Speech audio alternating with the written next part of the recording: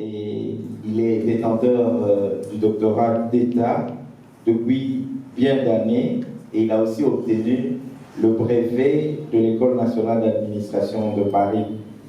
Il a été, comme vous le savez, dans ce pays, ministre de la Justice et garde de Sceaux.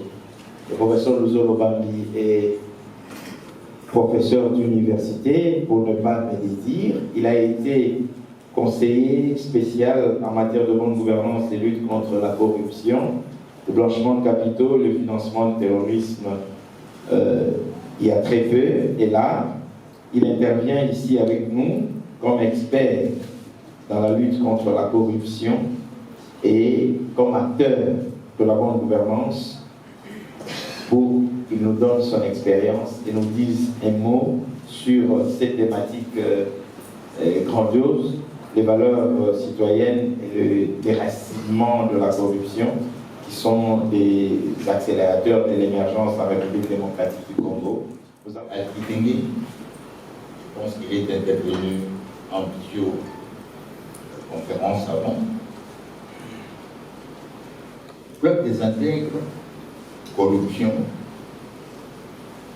parce que justement ce club, le nom qu'il porte, est une solution parmi les solutions idéales à la corruption.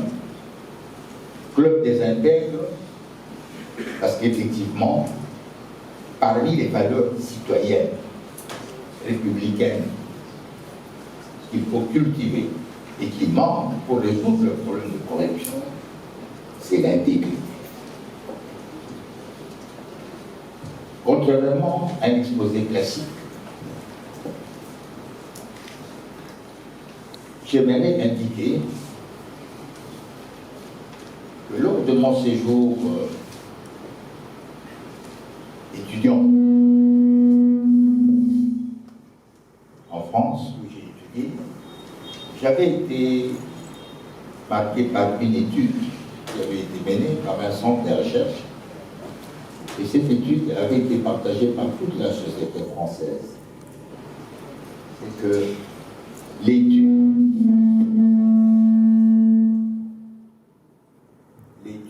avait listé 10 valeurs, 10 vertus. Et l'étude demandait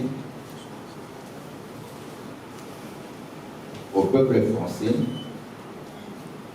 d'élire et de ranger l'intelligence. Il y avait beaucoup de valeurs.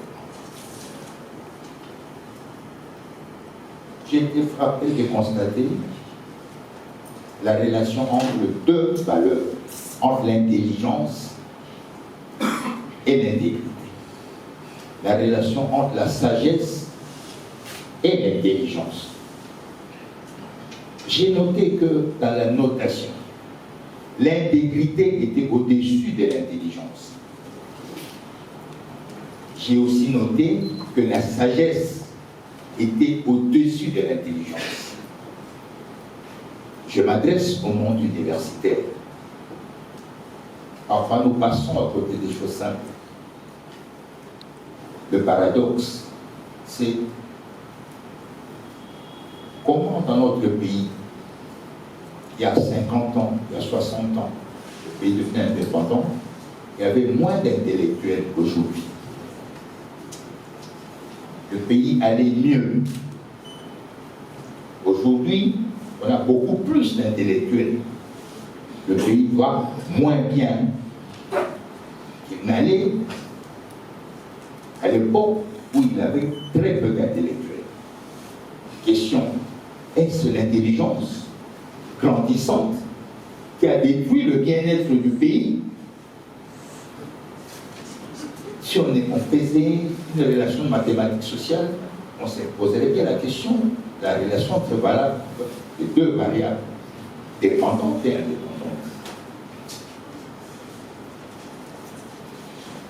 Ce qui est vrai, c'est que l'intelligence dans notre pays a un problème et l'intelligence dans notre pays est un problème.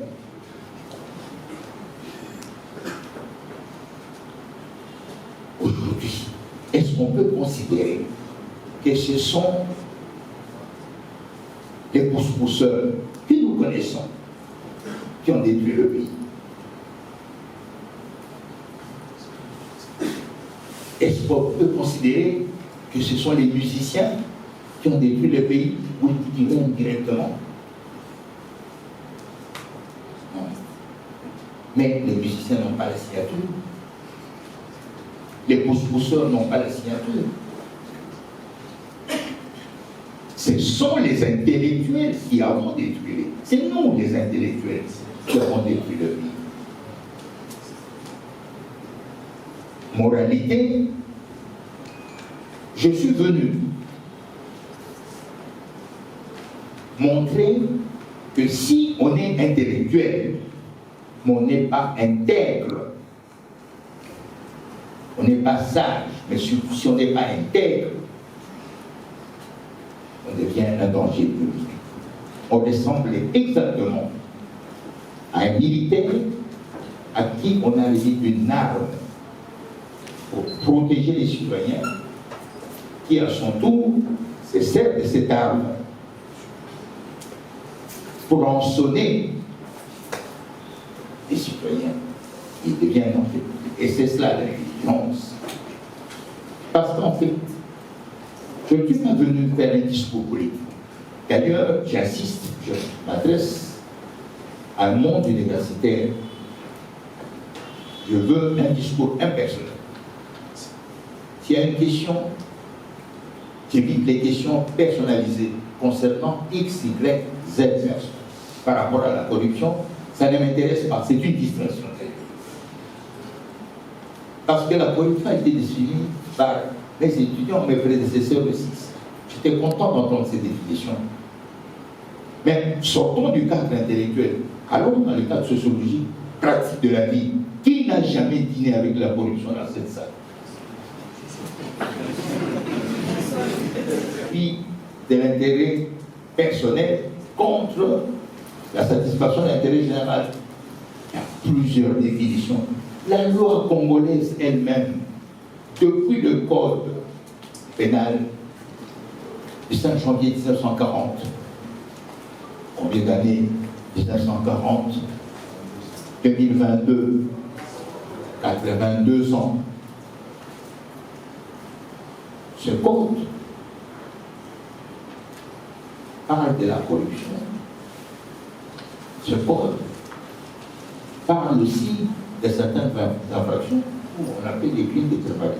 À partir des articles 79-80, la soustraction frauduleuse d'un bien immobilier appartenant au autrui, et puis, le vol, l'escroquerie, l'abus de confiance, et puis on avance. Mais le texte n'a pas su définir la corruption comme il se doit. Je vais le développer. On n'apprend pas à devenir l'intégrité par le diplôme. On n'est pas intègre, puisque on est gradué, licencié, docteur. J'enseigne le droit depuis un moment, mais depuis 5 ans, j'ai décidé de descendre dans les classes de recrutement en premier graduat, parce que, après avoir observé le raisonnement intellectuel, deuxième licence, même dans les cycles de doctorat, j'ai dit non, je vais dans les classes de recrutement pour le formatage. J'ai senti qu'il y a un gros problème dans le secondaire, et il fallait descendre en première année. Comme j'arrive en fin de carrière, je dis je vais terminer ma carrière en première année. Parce que la corruption s'apprend à l'université. J'enseigne la faculté de droit. Je prends un exemple de 2 chrétiens. Le premier, il maîtrise la Bible, docteur en théologie. Quand vous commencez à parler la Bible, il ferme les yeux, il connaît des Genèses à Apocalypse, il sait diviser droitement la parole, il maîtrise la Bible. Mais pour appliquer la parole de Dieu, le second chrétien, lui, il ne vient apprendre la Bible que depuis 1 mois. Mais quand il a appris les 10 commandements,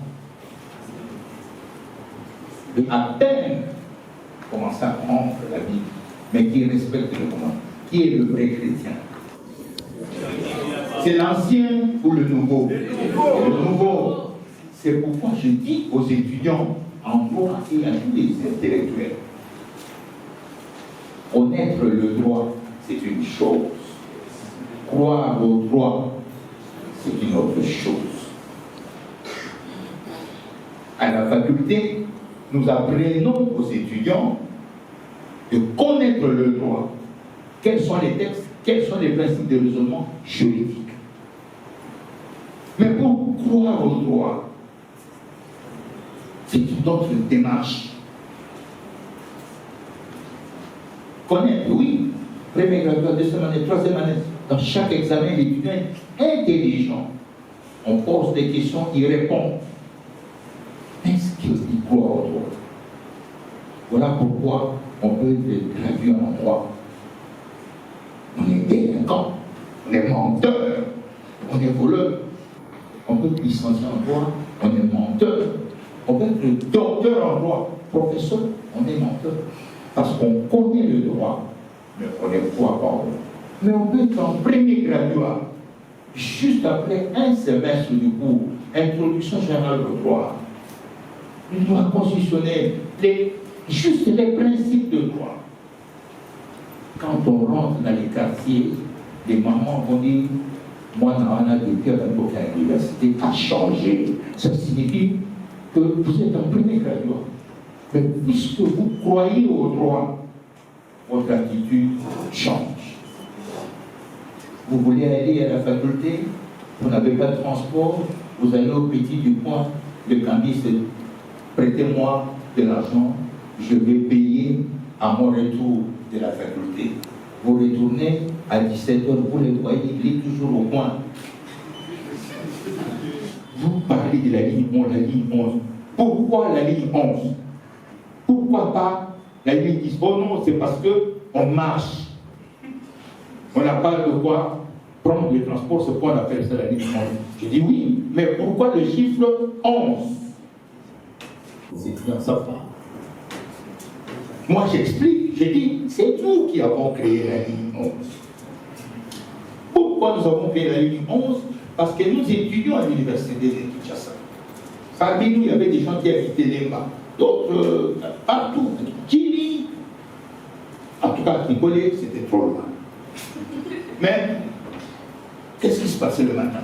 Les gens venaient de partout, on se rencontrait presque vers Lemba.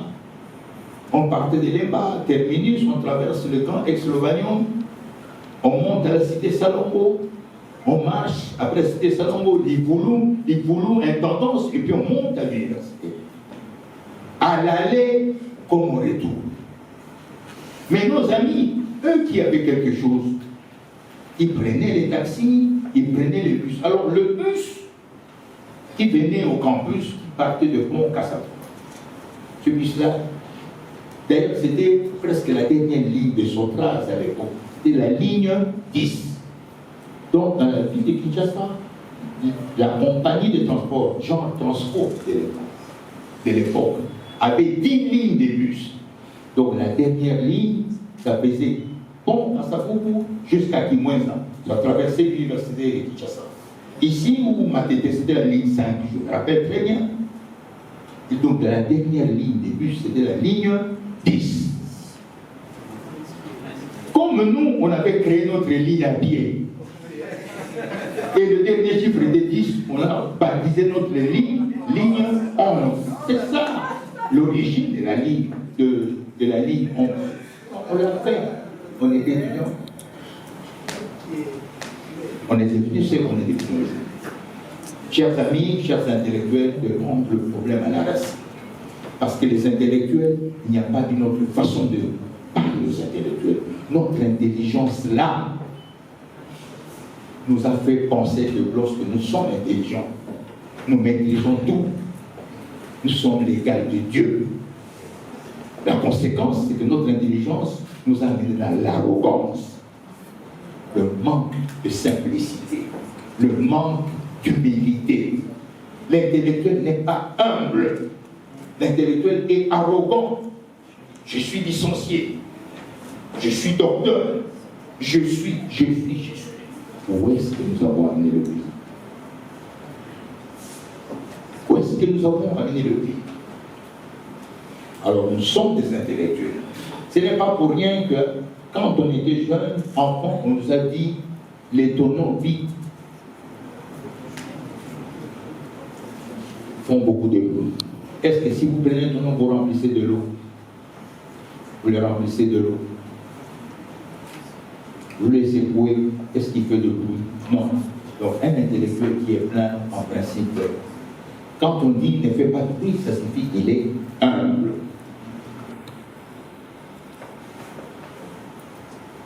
La bonne gouvernance, les valeurs sociales, l'intégrité, ça commence par le respect des règles de bienséance et de convenance sociale. Savoir dire bonjour, savoir dire au revoir. 5 mots clés de la vie que vous devez mettre derrière votre diplôme. Savoir dire bonjour, savoir dire au revoir, savoir dire pardon, savoir dire merci et savoir prier quelqu'un pour un service. Voulez-vous me donner ce stylo, s'il vous plaît? Veuillez me remettre ce stylo. Pas donnez-moi ce stylo. Veuillez me remettre ce stylo. Vous dormez dans une maison, vous êtes enfant, vous dormez dans une maison avec les parents, avec la famille. Vous vous réveillez le matin, vous commencez à vous regarder comme ça, vous prenez vos affaires. Vous ne savez pas dire bonjour. Vous dites que vous êtes intellectuel. Ou mieux, comme vous êtes licencié, vous êtes docteur. Quand vous voyez quelqu'un, vous voyez un étudiant, c'est lui qui doit vous dire bonjour. Il ne vous dit pas bonjour, avec ce n'a pas été passé. Les déclarations de patrimoine de tout l'agent, ça signifie tout celui qui est en relation avec l'État. Il fait obligation, et c'est ça la loi de l'État. Il fait obligation de déclarer son patrimoine. Mais est-ce que cela suffit? Ça peut être un commencement. Opinion publique, contrôle.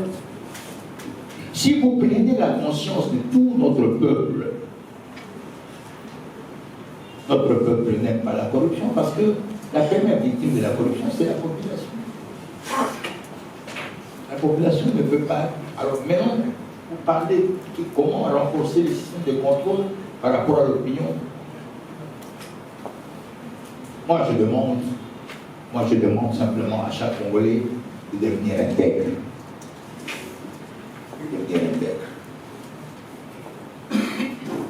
De devenir intègre, de croire à la loi et de respecter la loi. Si on aime le Congo, on aime son pays, il faut respecter le bien commun, le patrimoine. Je pense que l'effort a commencé à être fourni. Le budget de l'État congolais commence à monter petit à petit. Mais regardez autour de nous en Afrique la taille des budgets des pays. Si nous avions un budget de plus que 10 milliards, de plus que 20 milliards, je pense que beaucoup de nos problèmes seraient réglés. On a parlé du salaire, c'est bon, le salaire, il faut l'améliorer. Mais cela ne suffit pas. Même quand on a amélioré le salaire, cela ne suffit pas pour éradiquer la corruption. C'est un autre débat. Je dis, je suis ouvert à toutes les questions relatives à la corruption. C'est pourquoi je dis, monsieur le recteur, monsieur le président, je m'engage. Je dis, on va voir laquelle dessus. Je peux commencer par un séminaire. Une corruption. Et puis, le plus important, c'est d'être présent. J'ai souvent fait Kinkolé, chinois dans ma jeunesse. Quand je fais Kinkolé, je suis venu dans la grande avenue pour aller vers le fleuve. Mais je ne savais pas que c'était aussi un plaisir de savoir. Qui ne permettent pas à la corruption d'élire domicile. Et dans ce sens, je les encourage. J'ai même envie de dire, et je le dis, je suis prêt à venir vous rejoindre pour encourager cette formation à nos étudiants qui sont ici dans cette université.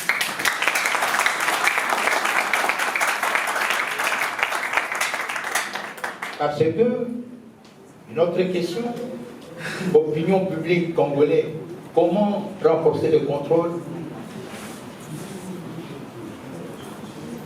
C'est une tâche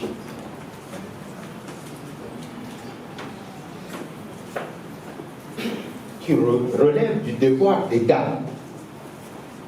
Il y a une loi de 2004 qui oblige tous les agents publics, à tous les fonctionnaires, à déclarer leur patrimoine.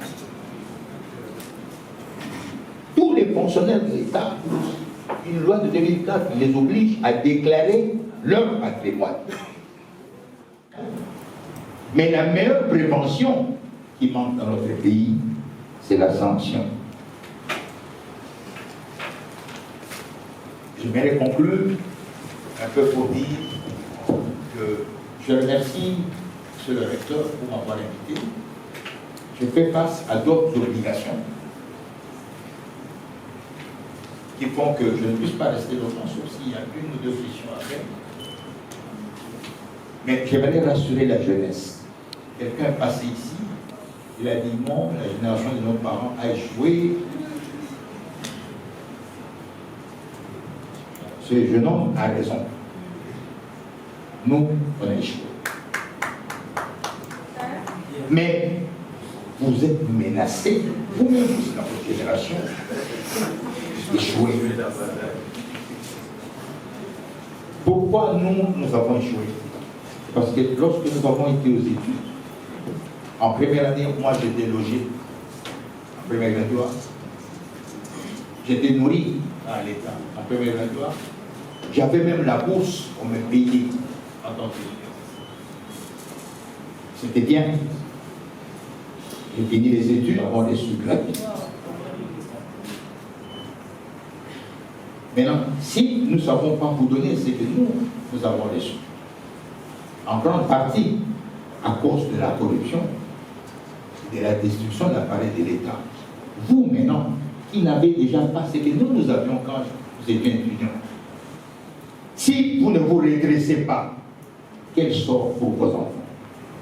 Ils risquent d'étudier dans les universités où ils vont s'asseoir à même les sols. Donc pour nous, c'était une négligence, nous avons reçu, nous ne vous avons pas donné. Mais pour vous, vous êtes menacés. Et pour sortir de cette menace-là, je vous invite à rejeter la corruption. Et pour déraciner la corruption, ce n'est pas que le ministre, ce n'est pas que le président de la République, c'est chacun de nous. Je suis venu pour vous dire que c'est chacun de nous, que chacun de nous décide de pratiquer et de cultiver l'intégrité. Et ce club, le club des intègres que dirige M. Alkidenge, c'est un club que moi j'ai adhéré auquel j'ai adhéré par conviction. Parce qu'après la longue expérience d'État que j'ai, je suis convaincu que quelles que soient les lois que nous avons payées, si nous ne décidons pas de devenir intègres, ça ne servira à rien. Pour nous, dans notre génération, la seule leçon que moi, je puisse vous donner, et que la question que vous nous poserez, nous les parents, c'est l'exemplarité. Est-ce que nous sommes exemplaires ou nous ne sommes pas exemplaires? Il nous est demandé d'être exemplaires pour vous demander de l'aide. La solution, des solutions pour lutter contre la corruption dans notre pays, partout, c'est un mot, c'est l'intégrité. Donc je vais terminer, moi, en disant, comme mon président Alkidenge, qui a écrit cet ouvrage, je dirais, je vous invite à rejoindre le club des intègres. Et à travers cette invitation, je ne peux pas, Monsieur le recteur, partir sans remercier son Excellence, Monsieur le Président de la République, après ce long combat, pour avoir autorisé de nous décerner la médaille de mérite civique pour la lutte contre la corruption. Et nous pensons que